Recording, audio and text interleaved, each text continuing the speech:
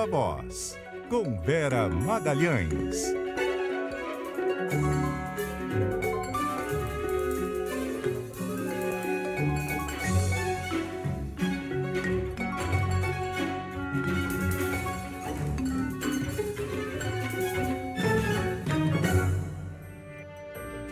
Vera, boa tarde.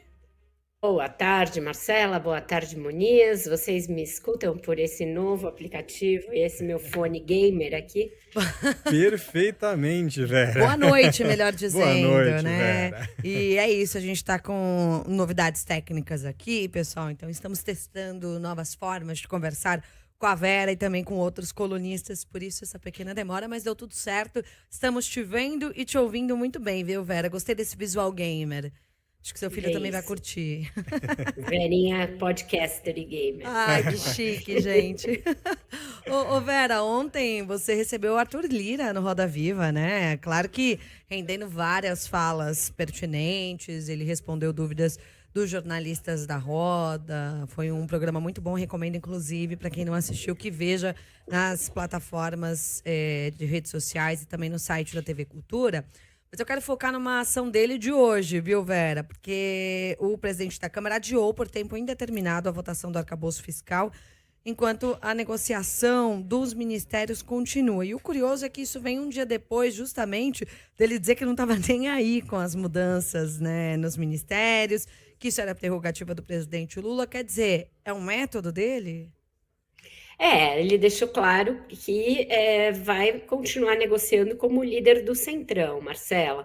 O Arthur Lira, ontem no programa, e desde que foi aprovada a reforma tributária, e também depois da aprovação do marco fiscal em primeira discussão lá na Câmara, ele tinha adotado um discurso de que o governo era uma coisa e os projetos de interesse do país eram outra, que estavam acima das negociações partidárias e acima dessa discussão de se é governo ou não. E ele meio tinha ajudado de graça o governo. E depois ficou subentendido que dali para frente essa participação do Centrão nas votações de interesse do governo demandaria um acolhimento de integrantes do bloco na composição dos ministérios, né, no primeiro escalão.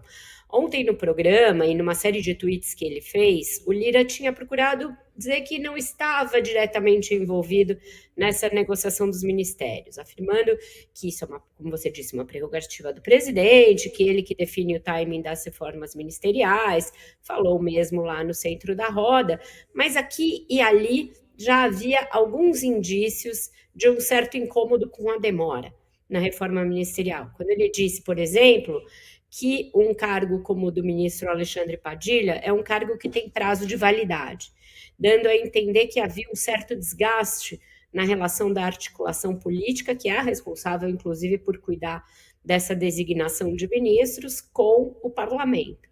E também, quando questionado sobre quando votaria o marco fiscal, ele falou até o fim do mês, tem até o fim do mês. Se a gente lembrar da pressa de antes do recesso, que votou a reforma tributária em 2, 3 dias, projeto que é bem mais complexo que o do arcabouço fiscal, você vê aí que tem alguma coisa. E hoje ficou claro o que é. Vários líderes com os quais eu falei desconversaram quanto a condicionar esse adiamento do arcabouço fiscal com a reforma ministerial. Disseram, não, essa semana a gente vai votar só algumas urgências, e o arcabouço ficou mais para frente para discutir melhor. Mas está óbvio que o Lira está mantendo o projeto ali no prego, enquanto decide se vai ter ministro do PP e do Republicanos. Então, está chamando o governo às falas e chamando o ministro Padilha às falas. Ontem ficou claro também que não havia marcada nenhuma reunião entre o presidente Lula e ele. E ele deixou isso claro. Então, acho que ele está querendo ser chamado para essa reunião que não foi marcada ainda. É um método de quem tem poder e de quem comanda um grupo que é muito maior do que a bancada do seu próprio partido. Hoje ele comanda quase 400 deputados. Ele teve mais que isso de votos para se eleger, mas você tirando a bancada do PT e a bancada dos partidos que já estão no governo, a bancada do Lira mesmo tem 300 e poucos votos. E é esse pessoal que ele promete entregar para a base do governo, mas mediante a participação com cargos no primeiro escalão. Então, essa negociação vem em banho-maria, está acontecendo aquilo que a gente vem relatando semana a semana aqui, que um ministério surge como uma possibilidade, vai lá o dono do ministério, abraça e fala, não, aqui no meu não, e a coisa está meio engripada nesse patamar. Então, ele está querendo desenrolar as negociações e fazer com que elas andem usando o projeto do arcabouço fiscal meio como refém nessa negociação. É isso, vamos ver como é que isso desenrola. Agora, hoje também teve, né, Vera, o retorno aí de vários dos trabalhos que estavam interrompidos nessas últimas semanas. Vamos falar das CPIs. A oposição parece que voltou com tudo, né, para essas CPIs. Na CPI do MST, teve ali uma convocação do Rui Costa, ministro-chefe da Casa Civil, e também ali um movimento com relação ao G. Dias. E o Ricardo Salles, que é o relator ali dessa comissão, né, até fez perguntas sobre a ditadura, foi rebatido pela Gleisi Hoffmann, não faltou assunto por lá, né, Vera? Esse depoimento do G. Dias foi um show de horrores, um pesadelo, né? O ex-ministro Ricardo Salles, relator da CPI do MST, resolveu reviver tempos nefastos da história do Brasil, querendo que um general fizesse uma apologia da ditadura militar, um período que a gente sabe que foi de Insistindo ainda, né, execuções, Vera? insistindo de uma maneira constrangedora, período que foi de execuções, de tortura, de desaparecimento de pessoas, supressão de direitos civis, supressão de direitos políticos de muitos parlamentares, fechamento do Supremo, enfim, e ele ficou insistindo para que o general G. Dias fizesse apologia desse período, uma coisa absolutamente nada a ver com o objeto da CPI do MST, para causar mesmo, para apostar nessa polarização da sociedade, para forçar a radicalização da base da direita. O deputado Ricardo Salles não é um deputado de direita, ele é um expoente da extrema-direita no Brasil, e se comportou dessa maneira na CPI, de uma maneira dantesca, foi contraposto pelas deputadas Gleisi Hoffmann e Sâmia, e aí a coisa divergiu totalmente, descambou para um assunto que não tem nada a ver com o MST. MST que, convenhamos, deu margem para essa CPI ao retomar as invasões de terras agora no finalzinho do recesso, né, no comecinho dessa semana, fim da semana passada, então vai ter muito pano para manga, e isso foi uma das razões que levaram à convocação do ministro-chefe da Casa Civil, Rui Costa. Ele vai depor aí nas próximas semanas, teve a sua convocação aprovada, porque desde a última semana foram 4 os terrenos ocupados pelo MST, Pernambuco, Bahia, Goiás, teve área da Embrapa, então o MST está dando instrumentos e panos para manga de uma CPI na qual a oposição tem maioria. E o movimento, sob a justificativa de que o governo não acolhe as suas pautas e não promove a reforma agrária nos moldes que ele gostaria, está contribuindo para que essa CPI o criminalize. E ele está agindo realmente de forma a ser criminalizado. Então, está dando argumentos e pano para manga de uma CPI que acaba se prestando a esse papel de insuflar o golpismo, de fazer apologia de regime ditatorial. Então, é o pior dos mundos. Essas CPIs e também as comissões permanentes da Câmara, principalmente, estão transformadas em um terreno de pugilato ideológico, de guerra ali entre extrema-direita e a esquerda.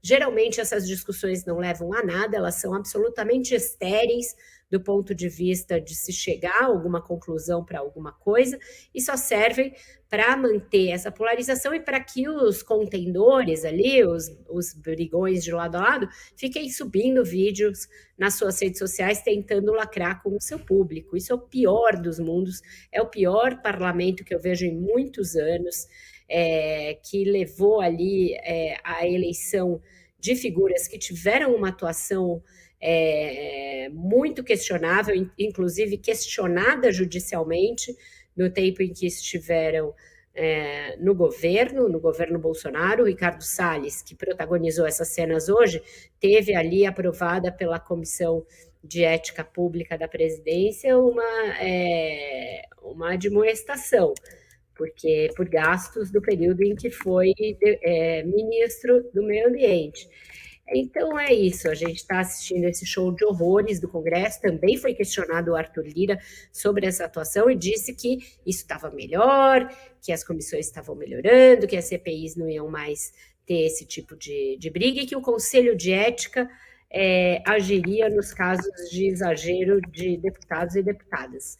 Mas não é isso que a gente está vendo. A cada reunião é mais uma atuação desse tipo, jogando para a plateia e querendo lacrar.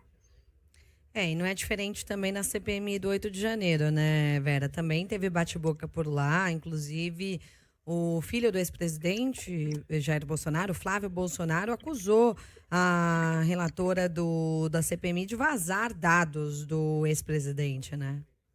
Teve uma postura muito agressiva, naquela clássica postura da família bolsonarista e dos apoiadores de Jair Bolsonaro de crescer para cima de mulher. Foi muito agressivo com a relatora, dizendo, né? Sempre tem aquele preâmbulo que diz o oposto do que a pessoa está fazendo. Olha, com todo o respeito, senadora Elisiane Gama, e aí pá, né?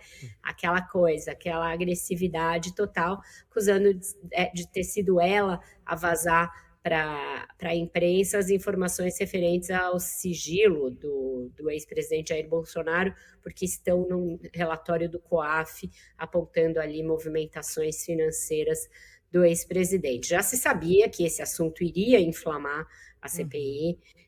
A família já tinha reclamado na semana passada, quando as informações vieram a público, e aí a coisa esquentou. Já era previsto que esquentasse, esquentou também, vai esquentar ainda mais, por causa do relatório produzido pelo Exército, que exime os militares do que aconteceu em 8 de janeiro e meio joga a responsabilidade toda para o governo que assumiu, para o governo Lula, dizendo que não se planejou. Na verdade, havia 8 dias de governo, dizendo que não se planejou para reagir à tentativa de invasão do Palácio. Tentativa não, porque ela houve, a invasão do Palácio do Planalto. Então, esse jogo de empurra de responsabilidade, que já é a tônica da CPMI desde que ela começou, acrescido dessa briga por conta dos vazamentos dos documentos que começam a chegar, também faz com que essa CPMI vá se transformar em outro ringue de pugilato, luta livre, luta no gel, e é isso, as CPIs estão condenadas a esse estado de coisas.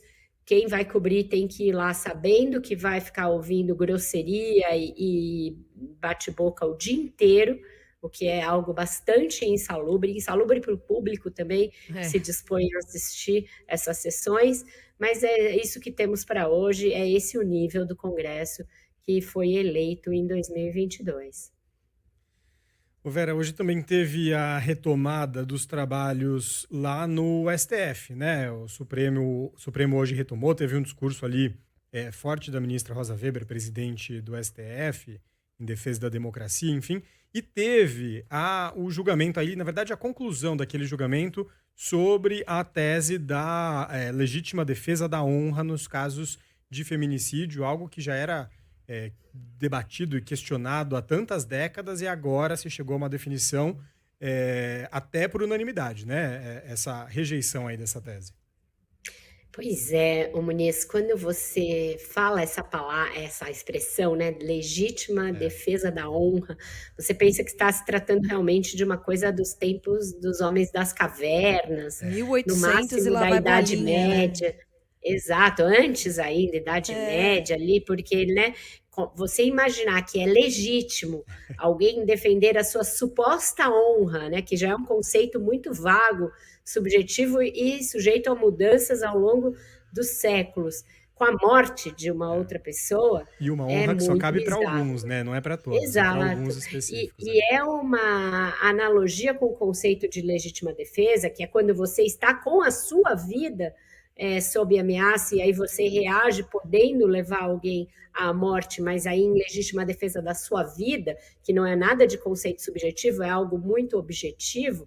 Também inclui uma vilania aí, né? Você usar um conceito que é universal do direito, que é o do direito à legítima defesa, para falar em legítima defesa da honra, quando, na verdade, essa ofensa, muitas vezes, é algo que também não existe, que está na cabeça do agressor. Na maioria das vezes, né, desde clássicos como Dom Casmurro, do Machado de Assis, até casos que a gente vê todos os dias, tem alguém imaginando alguma coisa, elucubrando alguma coisa para se dizer ofendido na sua honra e matar alguém, ou violentar alguém, ou agredir alguém. Então, já não era sem tempo, é uma decisão que vem muito tardiamente.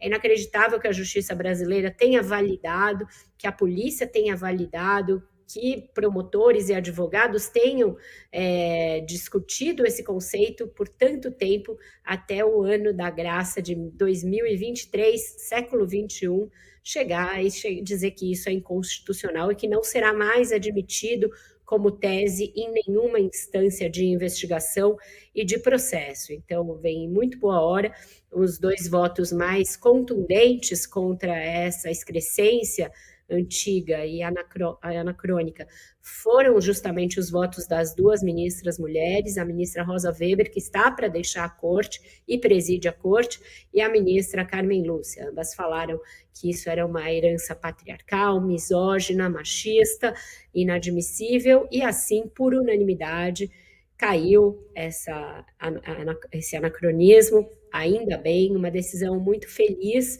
embora tardia, do Supremo, que vira uma página bizarra da justiça e do direito brasileiro, que fazia uso desse subterfúgio para manter assassinos, agressores impunes. Foi usada, por exemplo, no caso do Doc Street, da Angela Diniz, Exato. que pode ser conferido por quem não conhece a história no excelente, maravilhoso podcast Praia dos Ossos, da Rádio Novelo, que eu recomendo muitíssimo, é um dos melhores podcasts documentais que a gente tem, e que mostra ali, inclusive com áudio, o júri histórico que houve do DOCA, em que essa tese prevaleceu, por incrível que pareça, e enfim, estamos livres da possibilidade de novos DOCA Streets. Então, uma decisão muito bem-vinda, embora tardia, da justiça brasileira. Vera, antes da gente encerrar, queria trazer também um tema que pode parecer local, mas que impacta, de certa forma, toda a política nacional, que é o caso da morte daquele policial da Rota no Guarujá, litoral paulista, e as ações, as operações policiais que estão ocorrendo em desdobramento após este assassinato, né? Agora, a gente teve agora há pouco a fala do governador Tarcísio de Freitas aqui em São Paulo. Ele tem uma fala muito de que os excessos serão punidos e investigados se houver excesso, mas defende que não está ocorrendo excesso policial e fala também muito sobre respeito à categoria da segurança pública aqui no estado, né? Ele tenta agradar, de certa forma, falando que se houver excessos, isso será punido, isso será investigado, que as câmeras dos policiais, né? Porque os policiais em São Paulo usam câmeras no uniforme, elas serão disponibilizadas, enfim, mas também defende muito, pede que as pessoas tenham cautela e que exaltem o trabalho dos profissionais de segurança pública no estado. Tarcísio está diante, a gente pode observar, né, Vera, dessa primeira prova de fogo entre se mostrar uma pessoa, de certa forma, moderada, quando o assunto é segurança pública, ou ir numa ala mais bolsonarista que defende o uso da força, o uso da segurança de uma forma não muito ortodoxa. Como é que a gente encara isso? E quais são as repercussões disso no cenário nacional também, né? São grandes, Marcela, a gente costuma tratar disso aqui no Viva Voz quando acontece, porque direitos humanos é um tema nacional e é um tema que tem de ser tratado, porque não é só falar em direito de bandidos, a gente não sabe se todos os 13 que foram mortos, assassinados em operações da PM, eram envolvidos na morte do policial, se realmente reagiram como alega, e se em reagindo não poderiam ser contidos, desarmados e presos, que é o que tem que ser feito, é o que diz o protocolo, é o que diz a função de um policial. A função do policial não é executar, é prender, e exercer a lei, né, aplicar a lei. Então, a gente está diante daquela máxima, né, de bandido bom é bandido morto, que conquista muito setores da sociedade, porque é algo fácil de aplacar a nossa sede de vingança. A gente tem isso na gente e, é claro, a morte de um policial choca todo mundo e acaba despertando o espírito de corpo da própria polícia, mas isso não pode ser incentivado, não pode ser incentivado que se morrer um policial você tem que matar muito mais do lado de lá, porque você instaura uma guerra na cidade, no estado, no país, e você não cumpre a lei e você parte para um estágio em que o Estado é o Estado do vale tudo e é o Estado do olho por olho, dente por dente. Isso não pode prevalecer numa democracia. A gente tem leis vigorando no país, os policiais militares estão sujeitos a essa lei e eles têm um aparato todo de contenção e principalmente a Rota, que é uma das tropas aí de elite da polícia militar, para executar as prisões e não executar as pessoas. Então, isso tem de ser investigado. Ontem se tentava diminuir o número de pessoas e, na verdade, esse número aumentou. São 13 as pessoas mortas nessas operações.